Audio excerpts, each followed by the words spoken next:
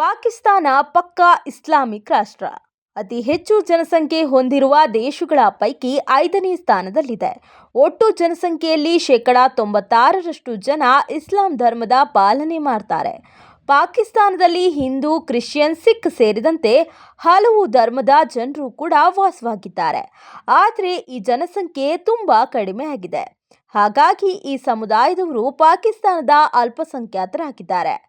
ಪಾಕಿಸ್ತಾನದ ಸೆನ್ಸಸ್ ವರದಿ ಪ್ರಕಾರ ಪಾಕಿಸ್ತಾನದಲ್ಲಿ ಬರೋಬ್ಬರಿ 96% ಜನ ಮುಸ್ಲಿಮರಿದ್ದಾರೆ. ಹಾಗೆ ಅಲ್ಲಿರೋ ಹಿಂದೂಗಳ ಸಂಖ್ಯೆ ಕೇವಲ 2% ಮಾತ್ರ. ಕ್ರೈಸ್ತ ಧರ್ಮೀಯರು ಇನ್ನೂ ಕಡಿಮೆ. ಕ್ರಿಶ್ಚಿಯನ್ಸ್ ಇಲ್ಲಿ ಕೇವಲ 1.37% ಮಾತ್ರ ಇದ್ದಾರೆ. ಸಿಖ್ ಸೇರಿ ಬೇರೆ ಧರ್ಮದವರ ಸಂಖ್ಯೆ 1%ಕ್ಕಿಂತಲೂ ಕಡಿಮೆ. ಪಾಕಿಸ್ತಾನದಲ್ಲಿ ಹಿಂದೂಗಳು ಅಲ್ಪಸಂಖ್ಯಾತರಾಗಿದ್ರೂ ಅವರಿಗೆ ಅಲ್ಲಿ ಯಾವುದೇ ಮೀಸಲಾತಿಯೂ ಇಲ್ಲ. ಉದ್ಯೋಗವಂತೂ ಕನಸಿನ ಮಾತು. ಆದರೂ ಪಾಕಿಸ್ತಾನದ ಸೇನೆಯಲ್ಲಿ ಹಿಂದೂಗಳು ಇದ್ದಾರಾ? ಇದ್ರೂ ಅವರ ಸಂಖ್ಯೆ ಎಷ್ಟಿರಬಹುದು ಅನ್ನೋ ಕುತೂಹಲ ಮೂಡುತ್ತೆ. ಪಾಕಿಸ್ತಾನದಲ್ಲಿ ಅಲ್ಪಸಂಖ್ಯಾತರಿಗೆ ಸೇನೆ ಸೇರಿದಂತೆ ಹಲವು ಸಂಸ್ಥೆಗಳಲ್ಲಿ ಕೆಲಸ ಮಾಡದಂತೆ ನಿರ್ಬಂಧ ವಿಧಿಸಲಾಗಿತ್ತು. ದೇಶದ ರಕ್ಷಣೆ ಸಂಬಂಧಿಸಿದ ಇಲಾಖೆಗಳಿಂದ ಅಲ್ಪಸಂಖ್ಯಾತರನ್ನ ಪಾಕಿಸ್ತಾನ ದೂರವಿರಿಸಿತ್ತು. ಆದರೆ ಈ ನಿಯಮವನ್ನು 2000ರಲ್ಲಿ ಬದಲಿಸಲಾಗಿತ್ತು. ನಿಯಮದಲ್ಲಿ ಬದಲಾವಣೆ ಬಳಿಕ ಸೇನೆಯಲ್ಲಿ ಹಿಂದೂಗಳ ಭರ್ತಿ ಆರಂಭವಾಯಿತು. 2006ರಲ್ಲಿ ಕ್ಯಾಪ್ಟನ್ ದಾನಿಶ್ ಪಾಕಿಸ್ತಾನ ಸೇನೆಯ ಮೊದಲ ಮುಸ್ಲಿಮೇತರ ಅಧಿಕಾರಿಯಾದರು. ಕೆಲವು ವರದಿಗಳ ಪ್ರಕಾರ ಪಾಕಿಸ್ತಾನ ಸೇನೆಯಲ್ಲಿ ಬರೋಬ್ಬರಿ 6,50,000 ಸಕ್ರಿಯ ಸೈನಿಕರಿದ್ದಾರೆ. ಹಾಗೆ 5 ಲಕ್ಷ ರಿಸರ್ವ್ಡ್ ಸೈನಿಕರಿದ್ದಾರೆ. 2000ನೇ ಇಸವಿಯಲ್ಲಿ ಪಾಕ್ ಸೇನೆಯ ನಿಯಮದಲ್ಲಿ ಬದಲಾವಣೆ ಆಯಿತು.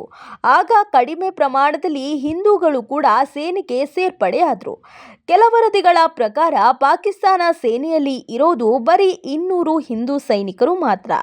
ಆದರೆ ಒಟ್ಟಾರೆ 6.5 ಲಕ್ಷ ಸೈನಿಕರು, 5 ಲಕ್ಷ ಮೀಸಲು ಸೇನಾಪಡೆಯಲ್ಲಿ ಇರೋದು ಬರೀ 200 ಸೈನಿಕರು ಮಾತ್ರ.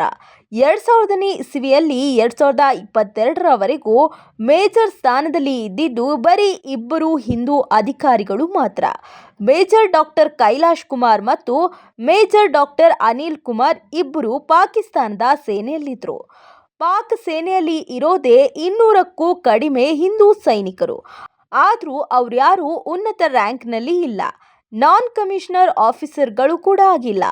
ಅವರು ಸಾಮಾನ್ಯ ಸಿಪಾಯಿಗಳಾಗಿದ್ದಾರೆ. ಹಾಗೆ ಸಹಾಯಕರಾಗಿ ಕೆಲಸ ಮಾಡ್ತಿದ್ದಾರೆ ಅಷ್ಟೇ.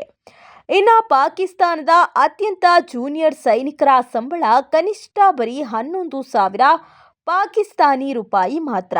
ಈ ಸೈನಿಕರ ಸಂಬಳ ಹೆಚ್ಚಂದ್ರೆ 23,000ವರೆಗೂ ಮಾತ್ರ.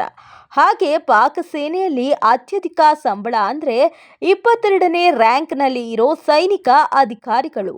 ಈ ಸೇನಾಧಿಕಾರಿಗಳಿಗೆ ಸಿಗೋದು 82,000ದಿಂದ 1,64,000ವರೆಗೂ ಸಂಬಳ ಸಿಗುತ್ತೆ. ಪಾಕಿಸ್ತಾನಕ್ಕಿಂತಲೂ ಡಬಲ್ ಸೈನಿಕ ಬಲ ಹೊಂದಿರೋ ಭಾರತದಲ್ಲಿ ಸರಿ ಸುಮಾರು 30,000ಕ್ಕೂ ಹೆಚ್ಚು ಮುಸ್ಲಿಂ ಸೈನಿಕರಿದ್ದಾರೆ. ಜಮ್ಮು ಕಾಶ್ಮೀರದ ಲೈಟ್ ಇನ್ಫ್ಯಾಂಟ್ರಿ ಟ್ರೂಪ್ನಲ್ಲಿರೋ 50%ರಷ್ಟು ಮುಸ್ಲಿಂ ಸೈನಿಕರೇ ಇದ್ದಾರೆ. ಭಾರತಕ್ಕೂ ಪಾಕಿಸ್ತಾನಕ್ಕೂ ಇರೋ ವ್ಯತ್ಯಾಸ ಇದೆ. ಇನ್ನು ಇತ್ತೀಚೆಗೆ ಪಾಕ್ನ ಪೊಲೀಸ್ ಇಲಾಖೆಯಲ್ಲೂ ಒಂದು ಹೊಸ ಇತಿಹಾಸ ಶುರುವಾಗಿದೆ.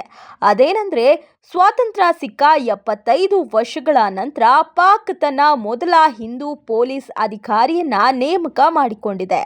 ರಾಜೇಂದ್ರ ಮೇಘಾವರ್ ಅನ್ನೋರು ಪಾಕ್ ಪೊಲೀಸ್ ಸೇವೆಯಲ್ಲಿ ಮೊದಲ ಹಿಂದೂ ಅಧಿಕಾರಿಯಾಗುವ ಮೂಲಕ ಇತಿಹಾಸ ನಿರ್ಮಿಸಿದ್ದಾರೆ.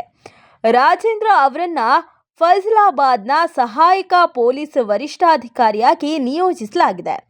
ಸಿಂಧ್ ಪ್ರಾಂತ್ಯದ ಬಾಡಿನ ನಿವಾಸಿ ರಾಜೇಂದ್ರ ಮೇಘಾವರ್ ಅವರು ಪಾಕಿಸ್ತಾನದ ನಾಗರಿಕ ಸೇವೆಗಳ ಪರೀಕ್ಷೆಯಲ್ಲಿ ಪಾಸ್ ಆಗಿದ್ರು. ಹೀಗಾಗಿ ಅವರನ್ನ ಸಹಾಯಕ ಪೊಲೀಸ್ ವರಿಷ್ಠಾಧಿಕಾರಿಯಾಗಿ ನೇಮಿಸಲಾಗಿದೆ. ಈ ರ್ಯಾಂಕ್ ಪಡೆದ ಮೊದಲ ಪಾಕ್ ಹಿಂದೂ ಅನ್ನೋ ಹೆಸರು ರಾಜೇಂದ್ರ ಅವರದ್ದಾಗಿದೆ. ಈ ಬಗ್ಗೆ ಖುಷಿ ಹಂಚಿಕೊಂಡಿರೋ ರಾಜೇಂದ್ರ ಮೇಘಾವರ್, ಹಿಂದೂ ಸಮಾಜ ಹೆಮ್ಮೆ ಪಡೋ ಕನಸು ನನ್ಸಾಗಿದೆ.